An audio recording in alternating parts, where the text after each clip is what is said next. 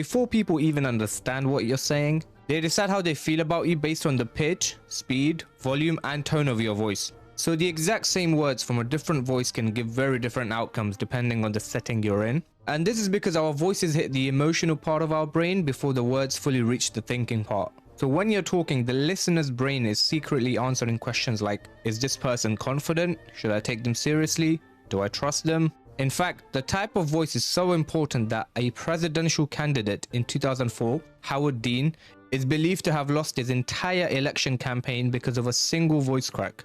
So yeah, let's go through all the different types of voices and what they mean for you in terms of advantages, starting with the lower pitch or deeper voice. A low pitch voice often gets treated like a built-in power-up. Across studies and real-world behavior, deep voices are usually rated as more dominant, more confident, and more leader-like. And this is seen everywhere from politics, business, courtrooms, to even friend groups. But not because deeper voices are smarter. It has more to do with some parts of our brain which are still ancient. For most of human history, a lower voice usually meant a bigger body. A bigger body meant more physical threat, and a physical threat meant higher status. So when someone speaks in a deeper voice, they are subconsciously taken more seriously. Another advantage of a deeper voice is that people will interrupt you less. A deep voice automatically creates verbal boundaries. That's why in group conversations, meetings, and even arguments, low-pitched speakers often get more uninterrupted airtime. Not because they're more right necessarily, but because their tone closes the door on interruptions. High-pitched voices. High-pitched voices immediately signals approachability, friendliness, and low threat. This makes people feel safe, and as a result, they lower their natural defenses against you.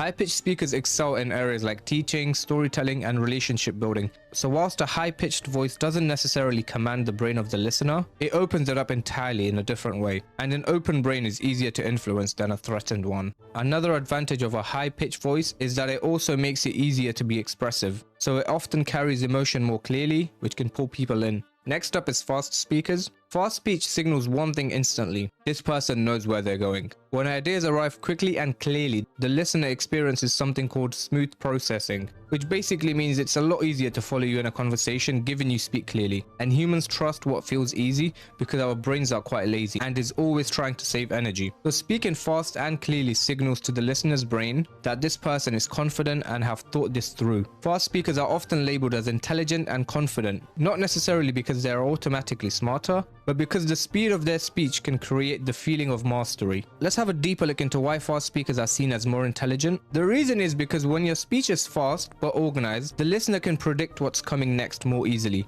And that predictability feels satisfying, and also people enjoy keeping up. And when people enjoy listening, they stop questioning as much, which leads to less interruptions. Slow speech, on the other hand, sends a completely different signal to the listener's brain. Slow speakers are often perceived as more powerful psychologically because they're not chasing attention, and their real weapon is pauses. The pauses between words can feel expensive, almost as if the speaker is thinking, I can go silent and you'll still listen to me. Now, most people feel uncomfortable in silence, so when someone chooses silence, our brains automatically think they are confident and not afraid of being judged. Slow speech also makes ideas feel heavier because less talking plus more silence makes every word feel more valuable. Another advantage is that slow speaking makes it very easy to understand what you're saying, and this can significantly reduce your confusion during a conversation. So whilst fast speech creates momentum and signals to the listener, keep up with me, slow speakers signal the complete opposite. Loud voice. A loud voice doesn't just get heard, it gets obeyed automatically. Because volume isn't just sound, it's how much space your voice takes up in other people's heads.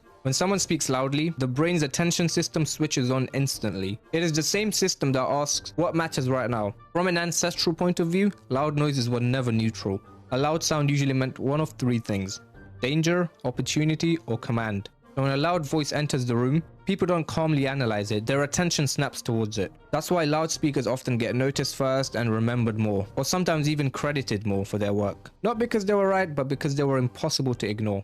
There's also a dominance effect tied to loud voices. Humans subconsciously associate loudness with confidence and territory. A loud voice can feel like a bigger presence, and a bigger presence historically decided outcomes. A quiet voice can be a huge advantage, but most people misunderstand why. Most people think being quiet means you're nervous or unsure, but when it's done on purpose, quiet speech can signal something very different: total control.